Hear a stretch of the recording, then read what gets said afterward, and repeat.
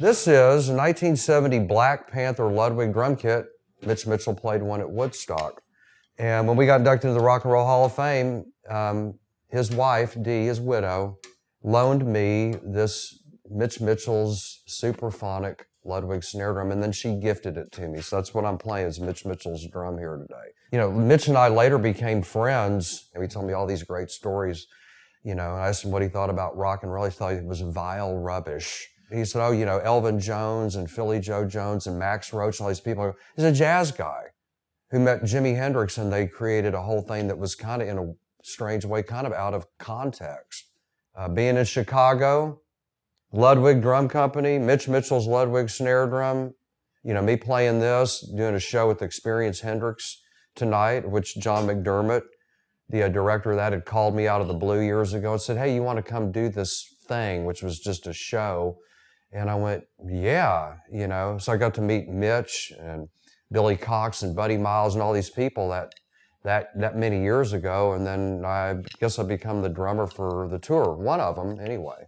Because I spent, you know, a while trying to get Mitch's vocabulary, and then where he came from too, which was a lot of great drum instruction, you know, rudimental playing and whatnot. But we do Manic Depression every night. And so this is Mitch's deal, as he described it, and me too, is like his favorite waltz. And it's one of my favorite waltzes too.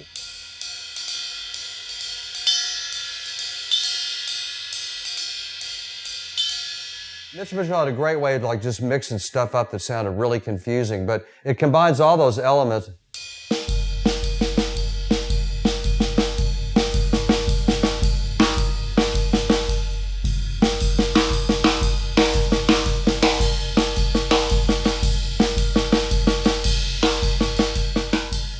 Or when you add everything into it,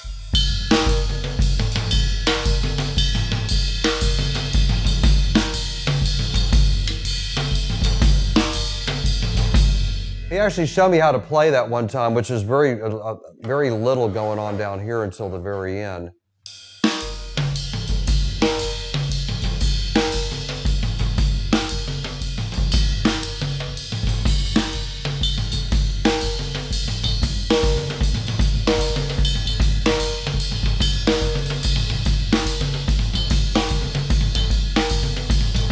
I'd come from, you know, a father that had played me all these great 78s of, you know, Duke Ellington, Benny Goodman, Count Basie, Chick Webb Orchestra. And when I heard that song come on the radio, I was like, wow, but this is really wild. I go, the drummer sounds like one of those guys that would be in that band, but then there's all this other stuff going on with, you know, feedback and reverb, you know, in the music. And I was like, I got to know what's going on here. But this goes back to, you know, back when I first met Stevie. It was an accidental happening that we ended up on stage together playing blues, of which I was a real novice. And then he came over to the apartment the next day, walked in and me playing along to a Donny Hathaway record, Donny Hathaway Live.